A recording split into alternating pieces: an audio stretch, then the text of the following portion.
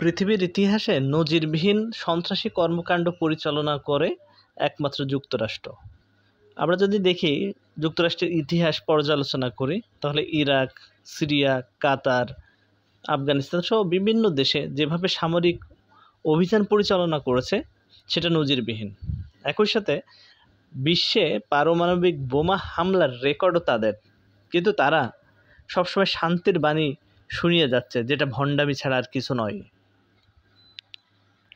2025 সালে Iran Israel যুদ্ধের মধ্যে আমেরিকা বিমান হামলা চালিয়ে তিনি এই যুদ্ধের একটা নতুন মাত্রা দিয়েছে।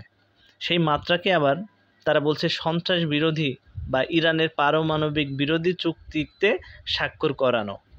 আমেরিকা যেখানে পারমাণবিক শক্তির অধিকারী, তখন তারা আবার অন্য দেশকে পারমাণবিক শক্তি অর্জনে বাধা দিচ্ছে। তাহলে তারা কেন আগে নিজেদের পারমাণবিক যে বোমাগুলো সেটা ধ্বংস করছে না? এটা সকলে বোঝে। তাদের মোড়লগিরি ধরে রাখার জন্য তারা অন্য কাউকে মাথা তুলে দাঁড়াতে দিবে না। অন্যদিকে নিজেরা সন্ত্রাসী কর্মকাণ্ড করে শান্তির বাণী শুনিয়ে সকলকে ঘুম পাড়াতে চায়।